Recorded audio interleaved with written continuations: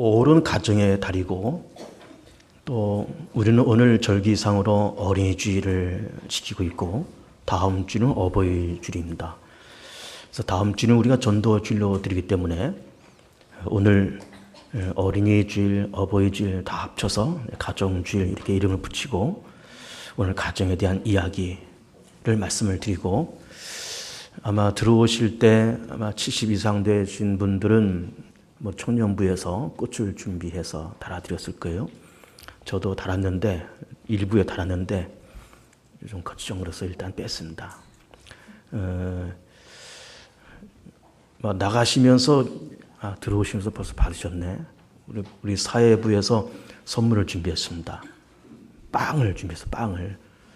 그래서 사회부에서 빵을 준비했다 그래서 좀 의아하게 생각했어요. 얘 양말이나 손수건 이런 게 준비하면 좋을 텐데 왜 빵을 준비했냐 그랬더니 이제 관계되는 사람이 하는 말이 할머니한테 물어봤더니 먹을 게 좋다고 먹는 게 남는 거라 그래서 먹을 거를 준비했습니다. 카스테라 맛있게 드시고요. 신앙 명문 가정 만들기 이런 제목의 말씀을 드리겠습니다. 오늘 출애굽기 20장을 보면 나를 미워하는 자의 죄를 갚되 3, 4대까지 이르게 한다. 또 나를 사랑하고 내 계명을 지키는 자에게는 1000대까지 은혜 베푼다. 이런 말씀을 하시고 있어요. 참 놀라운 얘기 아닙니까? 나를 사랑하느냐 내 계명을 지키느냐 1000대까지 은혜를 베풀겠다. 이런 말씀이에요. 참 놀라운 얘기죠. 우리 모든 개봉중학교 성도들 자손 1000대까지 하나님의 은혜가 상속되는 축복이 있기를 축복합니다. 그래서 신앙 명문 가정이 다 되십시오. 신앙 명문 가정들이. 인류는 오랜 동안에 이런 거를 가지고 고민을 했습니다. 왜 인간 세상 속에 고가 존재할까? 그 고통, 왜 고가 존재할까? 왜 불행한 세상이 되었을까?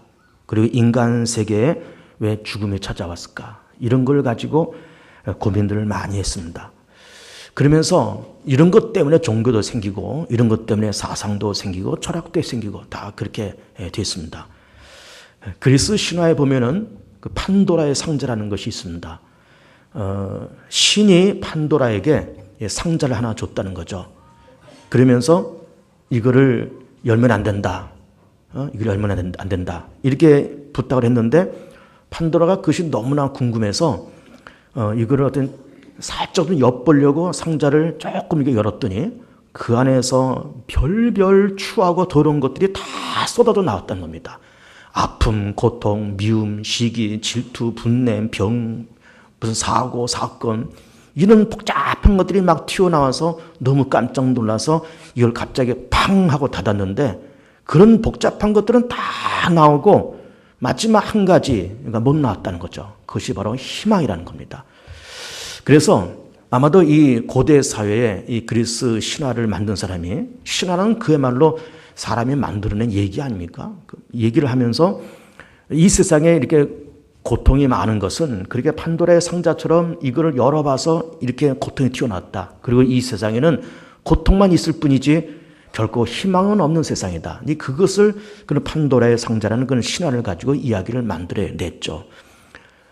불교에서는 왜 인간 세계 속에 고통이 찾아왔을까라는 것을 놓고 그 석가모니가 출가를 해서 깊은 산에 들어가서 그 보리수 나무 밑에서 정좌를 하고 깊은 묵상 속에 들어갔습니다. 왜 이 세상에 고통이 있을까? 너무 깊은 묵상 속에 들어가다 보니까 막 달팽이가 겨우 올라와서 이 머리에 다 앉아도 느낄 수 없을 만큼 그렇게 깊은 묵상 속에 들어갔다는 거죠. 우리 절권에 가면은 그 불상이 이 파마를 했는지 아니면 곱슬머리인지 그렇게 있는데 그것이 곱슬머리가 아니라 달팽이가 앉아 있는 거죠. 그렇게 달팽이가 수십 마리, 수백 마리가 위에 올라가서 앉아 있어도 느낄 수 없을 만큼 그런 깊은 묵상 속에 들어갔다 그런 얘기죠. 그러면서 이 석가모니가 인생에 이렇게 고통이 있는 까닭은 우리 사람 속에는 욕망 때문에 그렇다. 욕심, 욕망. 그래서 욕심과 욕망을 버릴 때 인간의 삶 속에는 평강이 찾아온다.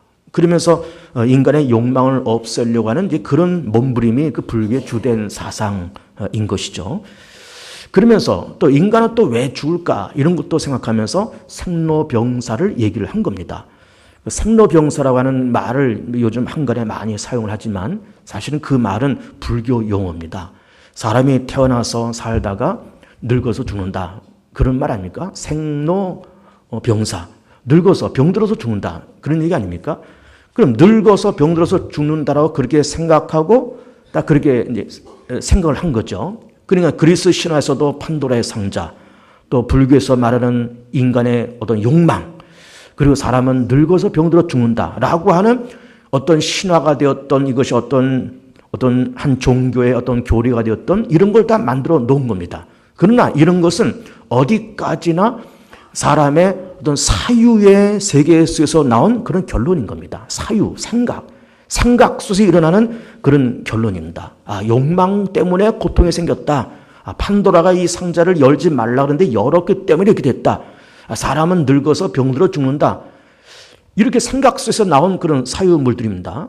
그런데 이런 신화가 되었던 어떤 불교의 이론이 되었던 전혀 틀리는 말은 아니죠, 사실은. 일부분적으로는 맞지만은 사실은 완벽한 논리는 아닌 거예요. 완벽한 논리는 아닌데, 그런데 성경에는 그거를 완벽하게 말씀하고 있습니다. 인간에게 왜 고통이 찾아왔느냐? 이것은 하나님을 떠났기 때문에 그렇다. 이렇게 말씀하신 겁니다. 하나님을 떠난 인간의 삶 속에 고통과 악과 모든 문제가 생겼다. 사람이 죽는 이유가 뭐냐? 늙었기 때문에 죽는 것도 아니고 병들었기 때문에 죽는 것이 아니라 죽음이라고 하는 것은 죄의 결과다. 이렇게 말씀하신 거죠. 아주 딱 부러지게 죄의 삭은 사망이다. 이렇게 말씀하시고 있고, 그리고 하나님을 떠난 인간 세계 속에 모든 복잡한 문제들이 가득히 들어왔다. 이런 것을 말씀을 하시고 있는 겁니다. 하나님을 떠난 인간의 모습, 하나님을 떠난 어떤 사회, 하나님을 떠난 어떤 공동체, 하나님을 떠난 어떤 문화권, 그 속에 각종 문제와 사건들이 끊임없이 일어난다라는 것이죠.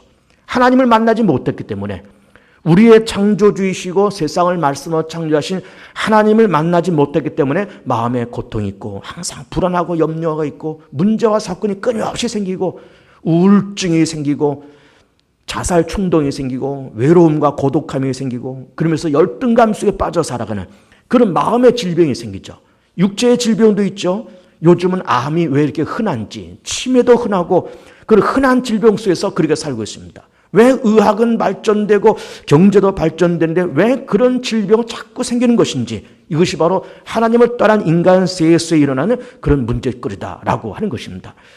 마음의 병만 있을까요? 육체의 병만 있을까요? 정신의 질병은 됐습니다. 정신의 질병.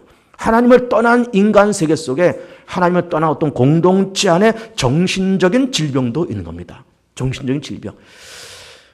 최근에 일본에서 일어난 그런 극우의 그런 현상들, 그리고 북한에서 개성공단을 폐쇄시키고 이렇게 하는 모든 일들을 바라보면서 하나님을 떠난 공동체, 하나님을 떠난 문화권이 얼마큼 정신적으로 병들어 있느냐라고 하는 것을 보는 그런 결정적인 그런 단초를 우리는 지금 보고 있는 겁니다. 일본에서 지금 극우파들이 그런 얘기를 하는 겁니다. 우리가 20세기에 아시아를 상대로 해서 전쟁을 일으킨 것은 정당한 것이다. 조선 땅이 우리한테 36년 동안 그렇게 압제를 당한 것은 그것은 정당한 것이다. 너희들이 약했으니까 그렇게 된 거지. 우리가 너희를 지배한 것은 너희의 책임이지 우리의 책임이 아니다. 그러면서 그 침략을 정당화시킨 거예요. 좀 남자답게, 뭐 신앙이라고 하는 것은 둘째치고 남자답게 깨끗하게, 그래 우리 그거 잘못했어. 우리가 그때 판단을 잘못해서 온 세계를 그렇게 전쟁으로 몰았고 조선 땅도 우리가 30몇 년 동안 강제로 그렇게 침략한 거 우리 참 잘못됐다. 탁 털어놓고 위안부 사건 우리가 그때 잘못 판단한 것이다. 딱 인정할 것을 인정하고 능력에 따라서 배상도 하고, 그래서는 과거사를 깨끗하게 정리하고 대한민국 정부하고 일본 정부랑 딱 마주 앉아서 이제는 우리도 사과를 하고 잘못은 잘못대로 시인하고 배상할 것은 배상하고, 그래서는 우리는 더 이상 과거사에 집착하지 말자. 독도 이건 대한민국 땅이다. 딱 선을 그으면 깨끗하게 정리될 텐데 이게 정리가 안 되는 거예요. 왜 그럴까? 정신적으로 질병이 있기 때문에 그렇습니다. 하나님이 없는 사회니까, 하나님이 없는 공동체고 하나님이 없는 문화권이기 때문에 그런 정신적인 질병이 들어오더라고 말이에요. 자기를 못 보죠. 절대로 자기를 못 봅니다. 세계도 못 보고 얼만큼 정신적으로 병들이 있고 얼만큼 지금 그들이 잘못된 그런 사상과 판단 속에 있는지를 모르는 거예요.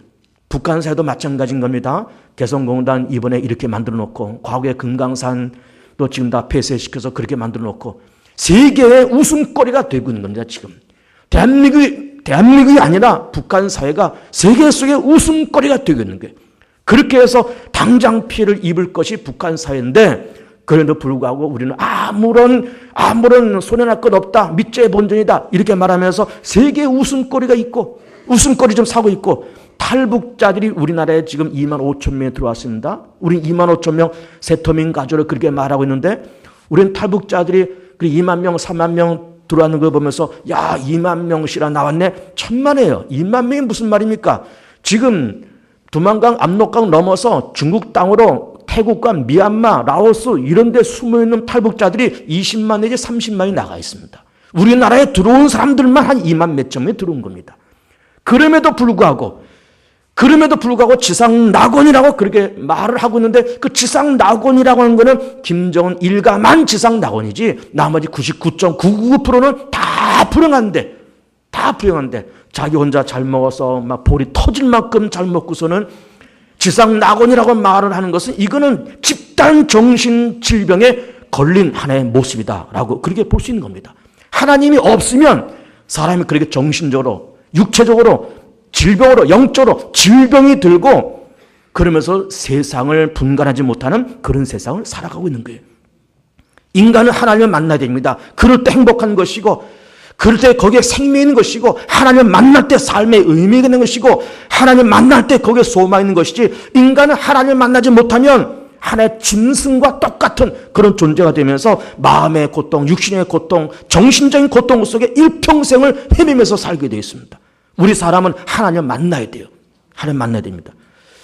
근데 우리는 하나님을 만나야 된다라는 말씀도 드리고 있고 하나님을 떠난 인간의 모습과 하나의 공동체의 모습이 그렇다고 하는 말씀을 지금 드리고 있는 것인데 그러면 왜 사람은 하나님을 떠났을까? 우리는 그 창세기 말씀 1장, 2장, 3장을 보면은 하나님을 떠난 인간의 모습을 우리 이렇게 보는 겁니다. 하나님께서 에덴 동산을 만드셨습니다. 선악과를 만들어 놓으시고 이걸 먹지 말아라. 따먹지 말아라. 이거 먹으면 너희 정령 죽는다. 그런데 결국을 보면은 아담과 하와가 선악과를 따먹습니다. 그래서 내쫓겼습니다. 그러면서 이 땅에 죄가 들어오고 사단의 공중권세를 잡게 됐습니다. 그런데 선악과를 따먹은 그 사건에는 항상 50%와 50%의 책임 소재가 있는 것을 봅니다. 첫째는 인간의 책임, 50%는 아담과 하와의 책임, 또 다른 50%의 책임은 사단의 책임. 사단이 아담과 하와를 미혹하면서 저거 따먹어봐라. 하나님 저거 먹으면 죽는다 그랬지만 그렇지 않다. 너 하나님처럼 된다. 눈이 밝아진다. 충동합니다. 아담과 하와도 역시 미련한 생각이 있는 거예요. 그걸 바라보면서 먹은직도 하고 보암직도 하고 지혜스러울 만큼 탐스럽기도 하다는 생각이 늘 있는 겁니다. 이렇게 50% 아담의 책임과 50% 사단의 책임이 그렇게 있으면서 그러면서 인류는 어리석게 선악과를 따먹고 에덴에서 쫓겨나는 겁니다. 그러면서 이 세상에 죄와 사망 권세와 사단의 권세가 물밀듯이 들어왔습니다. 그러면서 하나님을 떠난 인간세가 되었고 노아의 홍수 시절에는 얼마나 세상이 부패되어 있는지 사람의 생각하는 것, 계획하는 것이 항상 악하다 그랬어요. 항상 악하다. 그러면서 하나님 없는 세상의 그런 무질서와 그런 문제점을 창세에서 다 이렇게 들춰내고 있는 것을 우리는 보게 되는 겁니다. 우리는 하나님 만나야 돼요. 만나야 되는데 만날 수 있는 그 길이 뭐냐? 예수 그리스도를 믿는 것. 만날 수 있는 방법이 뭐냐? 예수 그리스도를 아는 것. 만날 수 있는 그런 통로가 뭐냐? 예수 그리스도를 영접하는 것. 그리 병든 세상이고 하나님을 만나지 못해서 죄와 사망이 이 땅에 깔려있을 때 그래도 하나님 이 땅을 버리지 아니하시고 사랑하시면서 예수를 이 땅에 보내시고 그 예수가 하나님의 아들이신 예수가 그가 하나님의 아들이시오 곧 하나님이신데 아무 죄가 없는 하나님이신데 이 땅에 인간의 몸을 입으시고 이 땅에 오셔서 인간의 허물과 죄를 담당하시고 십자가에서 피 흘려 죽으시면서 그 피값을 지불하시고 죄와 사망에 빠지는 인류를 건져내시는 이런 역사를 만들어 놓으시면서 그러면서 성령을 이 땅에 보내시면서 성령 받은 사람들이 하나님의 존재를 깨닫고 자기의 허물된 모습을 깨닫고 하나님의 아들이 이 땅에 오셔서 나와 모든 인류의 허물과 죄를 담당하셔서 죽으셨다는 사실을 깨닫고 그러면서 그렇게 예수 그리스도를 믿고 영접하면서 구원받아서 의롭게 되고 거듭나고 죄사함 받고 하나님의 자녀가 되고 천국의 시민 되는 그런 믿음의 길, 구원의 길을 하나님께서 열어 놓으신 겁니다. 그러면서 예수 그리스도를 믿는 사람들에게 하나님은 성령을 보내셔서 성령의 그 인생을 지켜주시면서 그러면서 예수를 믿는 믿음의 사람들에게 두 가지 축복을 주십니다. 첫째는 여호와를 경외하는 축복. 경외라는 말은 뭘까? 두려운 겁니다. 하나님이 계시다는 것이 두려운 거예요. 하나님이 보고 있다는 것이 두렵습니다. 하나님이 알고 있다는 것이 두려운 겁니다. 죄를 지을 수 있지만 이 죄의 결과가 얼마나 참혹하냐라는 것을 보는 겁니다. 죄의 삭은 사망이니까 죄는 쉽게 질 수 있는 거지만은 죄를 지은 다음에 나타나는 결과가 얼마나 참혹하냐는 것을 예수를 믿으면서 하나님을 경외하면서 하나님을 두려워하면서 이걸 깨닫게 되는 거예요. 그러면서 하나님을 의식하니까 두려워하니까 죄를 함부로 지을 수 없는 거 아닙니까? 우리는 구약에 나와 있는 그 유명한 요셉의 이야기를 잘 압니다. 야곱의 아들입니다. 다른 형제들의 미움받아서 애굽으로 팔렸습니다. 거기서 보디발의 집에 들어가서 성실하게 일하고 하나님께서 함께 하시면서 그가 형통한 자가 되어서 가정 총무가 됩니다. 보디발의 아내가 요셉을 미혹합니다. 그랬더니 요셉이 그 자리를 뿌리치면서 뭐라고 얘기하는가 하면 내가 어찌 이 큰 악을 행하여 내가 하나님께 득죄하리요. 그러면서 그 자리를 박차고 나오는 겁니다. 내가 어찌 이 큰 악을 행하여 하나님께 죄를 짓겠습니까? 박차고 나오는 거예요. 왜 그랬을까? 우리 그 사건을 가만히 보면은 누가 봅니까? 보디발이 있습니까? 그 집에 아무도 없다 그랬거든요. 살짝 재미를 봐도 괜찮을 뻔했는데 이 요셉의 마음속에는 하나님을 의식하는 마음이 있습니다. 하나님을 경외하는 마음이 있습니다. 이렇게 죄를 짓는 이 현장에 사람은 없지만 하나님은 계시고 사람은 모르지만 하나님은 알고 계시고 사람은 안 보고 있지만 하나님 보고 계시고 이 큰 악을 행하면 나중에 나타날 그 결과가 이 죄의 결과가 얼마나 크고 참혹하냐라고 하는 것을 알기 때문에 죄를 함부로 지을 수 없었다라고 말해요. 여러분 사람은 어떻게 도덕적으로 윤리적인 인간과 도덕적인 인간을 어떻게 만들겠습니까? 학교에서 국민윤리, 도덕, 바른생활 별별 걸 다 가르치고 선생님들이 목이 터져라. 아무리 가르쳐도 사람은 개조되지 않고 한 귀로 듣고 한 귀로 흘리고 시험은 잘 볼 수 있겠죠. 시험은 잘 볼 수 있겠지만 정말 온전한 사람, 믿음의 사람, 현명한 사람, 정말 바른 생활의 인간을 어떻게 만들 수 있겠습니까? 그 속에 하나님이 경외하는 마음이 있어야 되고 그 속에 성령이 계셔야 바른 생활의 인간이 될 수 있는 겁니다. 두 번째로는 예수를 믿으면서 하나님께서 늘 함께 하시니까 또 성령께서 믿는 자들 가운데 함께 하시니까 성령은 진리의 영이잖아요. 지혜의 영이지 않습니까?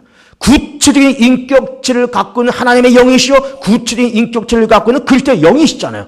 그 성령이 우리 가운데 임하시면서 우리가 낙심할 때 위로하시고 힘주시고 우리가 갈 바를 알지 못하여 방황할 때 길 열어주시고 우리에게 지혜 주시고 지식 주시고 분별력 주시고 앞날을 내다볼 수 있는 안목을 주시고 그렇게 성령께서 우리의 마음을 감동하시니까는 우리가 실수하지 않고 시행착오하지 않고 예의도 있고 규범도 있고 질서도 있고 상식도 있는 그런 반듯한 인간을 만들어 가는 것 이것이 바로 예수를 믿어서 성령 받은 사람들이 그렇게 할 수 있더라는 말이에요.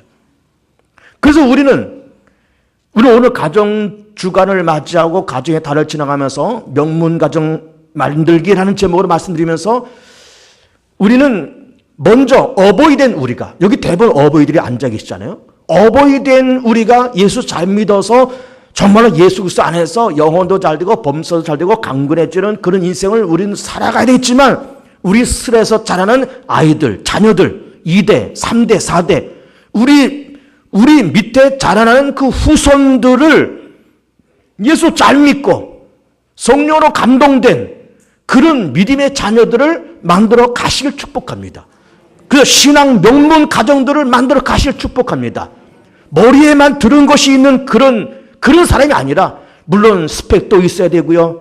별별 거 다 있어야 되고 다 있어야 되지만 그 안에 하나님을 심어주고 그 안에 예수를 심어주고 그 안에 성령이 감동되고 그 안에 말씀이 있고 기도할 줄 알고 하나님을 사랑할 줄 알고 인류를 사랑할 줄 알고 인류에 헌신할 줄 알고 나라 민족에서 헌신할 줄 알고 하나님의 영광에서 살 줄 아는 그런 믿음의 자녀들을 기르시는 것, 이것이 큰 부자 만드는 그런 비결인 겁니다. 우리는 예수를 믿는 우리들도 마찬가지고 교회 바깥에 있는 사람들도 믿음이 없는 사람들도 가끔 이런 얘기 합니다. 예수 믿으면 교회 다니면 밥이 나와 떡이 나와 그런 얘기 가끔 하는 거를 여러분 들으실 겁니다. 여러분 어떻게 생각합니까? 예수 믿으면 밥이 나옵니까? 떡이 나옵니까? 헷갈리시죠? 제가 답을 드릴까요? 예수 믿으면 밥도 나고 떡도 나고 돈도 나고 건강도 나고 장수도 나오고 자손 천대까지 하나님의 은혜가 임하는 그런 축복도 임합니다. 여러분 그런 결론을 아직 못 내렸습니까? 예수 믿으면 밥도 나온다. 예수 믿으면 떡도 나고 돈도 나오고 오늘 빵도 주잖아요. 예수 믿으면 빵도 나오고 별별 거 다 나오는 겁니다. 예수 믿으면 별별 거 다 나오는 거예요. 예수 믿으면 병도 낫고 자녀들 잘 되고 물론 우리가 그 가시적인 축복을 자꾸 얘기하면서 기독교는 기복주의 신앙이야. 복을 바라는, 복을 기원하는 그런 종교야 라고 그렇게 세상 사람들이 비하하는 말도 있기는 있지만은 어쨌든 예수 믿으면서 우리가 주일날 나와서 예배드리고 헌금 내고 직분하면서 좀 복도 좀 받아야 되지 않겠습니까? 복 받는 게 뭐가 나쁩니까? 예수 믿어서 복 받고 예수 믿어서 자손으로 잘 되고 예수 믿어서 영과 육으로 복 받는 거 이게 뭐가 나쁜 겁니까? 기복신앙으로만 가는 건 나쁜 거지만 기복신앙이 기독교 안에도 가득히 있는 거예요. 가득히 있습니다. 예수 믿으면 밥도 나온다, 떡도 나온다, 돈도 나온다, 자녀도 잘 된다, 건강해진다. 결론을 내리시고 재미있게 신앙생활하는 여러분들 되시길 축복합니다. 그런 신앙 명문 가정을 몇 가정을 제가 예를 들어볼게요. 누구를 말하기도 전에 우리는 성경에 나오는 대표적인 인물 아브라함을 들 수가 있습니다. 주전 2000년 사람이고 지금으로부터 벌써 4000년 전 인물입니다. 갈대아 우르 지금의 이라크 땅에서 살던 인물이고 하나님께서 그를 불렀습니다. 이라크 땅에서 살던 사람이에요. 우상을 만드는 집에서 태어난 사람입니다. 나이 75살 된 아브라함에게 하나님께서 찾아가서 너는 내 본토 친척 아비를 떠나서 내가 네게 지시하도록 가라. 그래서 자기 부인과 조카를 데리고 고향을 떠났다는 것 아닙니까? 갈 바를 알지 못했지만 하나님께서 약속하신 가나안 땅에 도착합니다. 도착했더니 가라고 그래서 왔는데 거기 이미 원주민들이 있습니다. 원주민들이 처음에는 얼마나 많이 핍박했겠습니까? 핍박하면서 아브라함과 그의 후손들, 그 식구들 바라보면서 뭐라고 이름을 붙였는가 하면은 히브리인하고 이름을 붙였다는 거예요. 히브리인.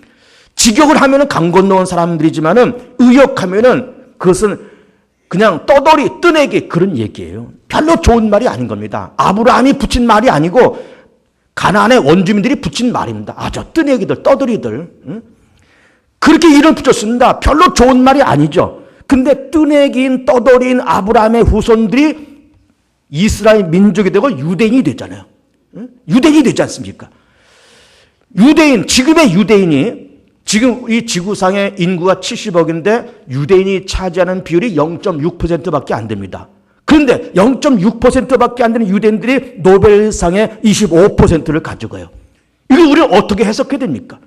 너와 네 후손이 복을 받으리라. 자손 천대까지 복을 받으리라. 맞는 말 아닙니까? 예수님은 돈도 나고 떡도 나온다는 말이 맞는 말 아니냐 이 말이에요. 자손 천대가 복을 받으면서 0.6%가 25%의 노벨상을 가져가는 것. 그러면 정말 잘 사는 나라가 되었고 잘 사는 민족이 되었고 그렇게 됐지 않습니까? 물론 더 갈 길이 멀지만 아직도 유대인들이 문제도 많고 갈 길이 멀지만 어쨌든 지금 현실적으로 복받은 민족이 되지 않았냐 이 말이에요. 두 번째 예를 들면은 우리는 룻이라는 여자를 찾아봅니다. 룻. 모압 여자입니다. 유대인이 아니에요. 이방 여자입니다. 모압은 지금이 어딘가 하면은 요르단 땅, 요르단. 요단강을 중심으로 해서 여러분 보시기에 왼쪽이 가나안 땅이고 오른쪽이 지금의 요르단이고 성경에 보면 거기 모압 땅입니다. 룻은 모압 여자입니다. 그런데 베들레헴에서 엘리멜렉과 나오미 두 부부가 살면서 기련과 말론 이 네 식구가 살면서 베들레헴 땅에 흉년이 들어서 이거 안 되겠다.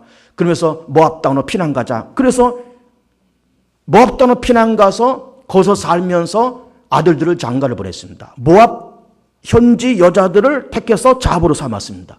그런데 그 모압 땅에서 그 엘리멜렉도 죽고 기련과 말론 다 죽고 그리고서는 과부 3명만 딸랑 남은 겁니다. 나오미와 그리고 두 자부 과부들 딸랑 3명만 남은 겁니다. 어머니 나오미가 베들레헴 땅에 이제 하나님께서 그 땅을 돌보셔서 다시 농사를 짓게 됐다는 얘기를 들으면서 그 두 자부들을 돌려보냅니다. 자부들아, 이제 베들레헴들아 다시 돌아가야 되겠다. 너희는 아직 젊고 그러니까 너희 남편들은 다 죽었잖냐. 그러니까 여기 남아있다가 좋은 남자 만나서 제가 해라. 그랬더니 큰 자부는 고맙습니다 그러고 돌아가고, 둘째 자부 룻은 뭐라고 얘기하는가 하면은 어머니가 가는 곳에 나도 가고 어머니가 머무는 곳에 나도 머물 것이고 어머니의 백성이 내 백성이고 어머니 하나님이 내 하나님이고 어머니가 죽는 곳에 나도 죽겠습니다. 그러면서 그 자기 시어머니 나오미를 붙쫓으면서 베들레헴 땅으로 쫓아옵니다. 그러면서 이 룻이 베들레헴의 유력자인 보아스와 재가를 하고 누구를 낳는가 하면 오벳을 낳고, 오벳은 이새를 낳고, 이새는 다윗을 낳습니다. 그래서 다윗의 증조 할머니가 룻이에요. 이방 여자입니다. 그러면서 다윗 왕가의 어머니가 되는 거예요. 다윗 왕가의 어머니가. 시어머니를 통해서 하나님을 만났던 한 이방 여자 룻. 젊어서 남편 여의고 어머니의 하나님이 내 하나님이라고 붙쫓았던 그 이방 여자가 다윗 왕가의 조상이 됐습니다.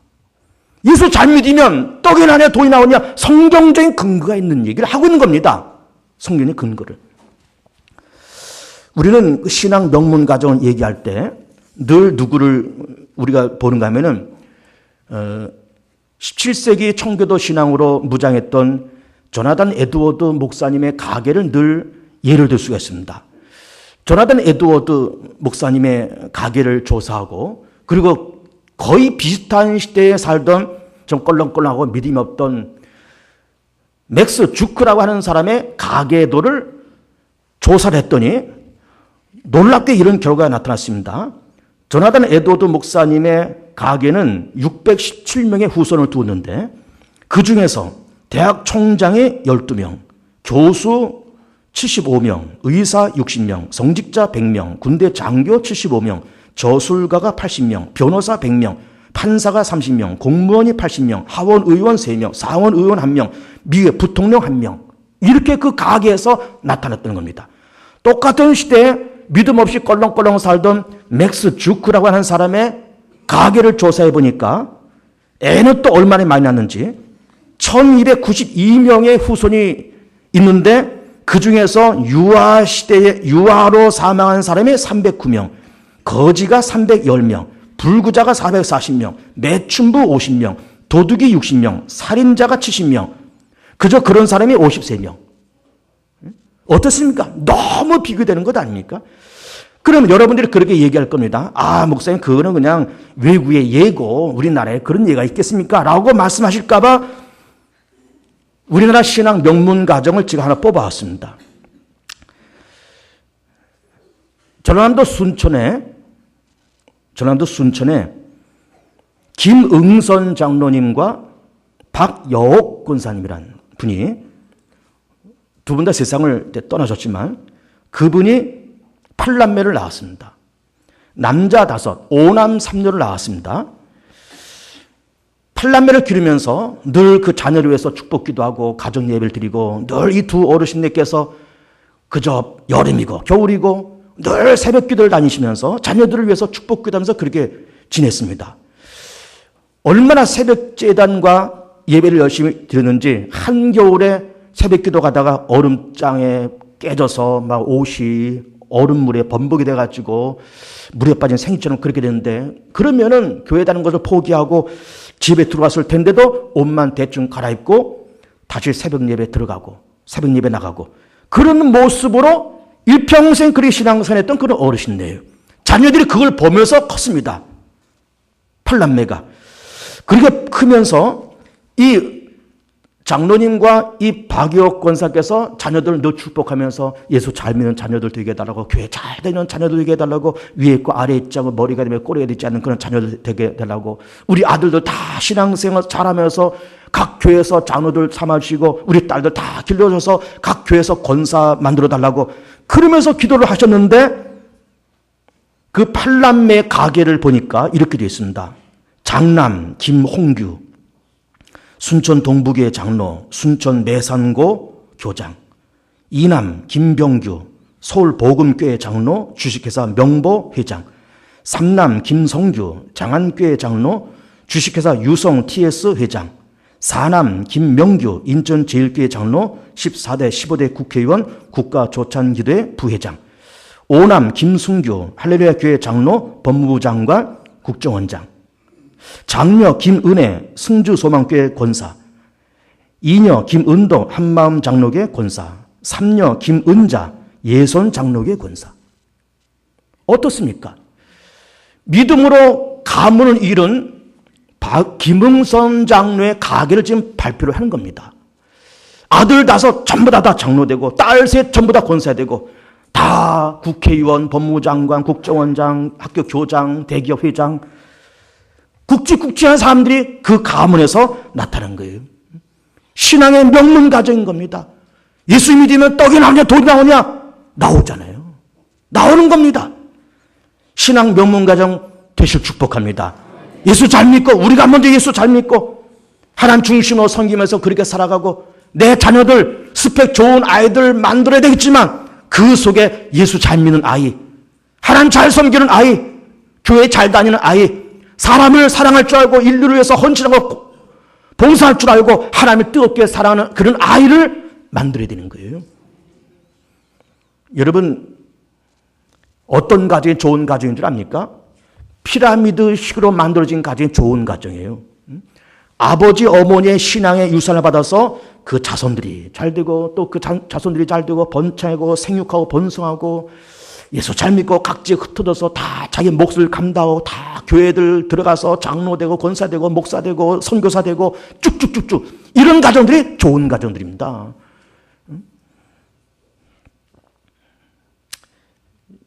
자식 잘 되는 것이요, 부모에는 영광이고요.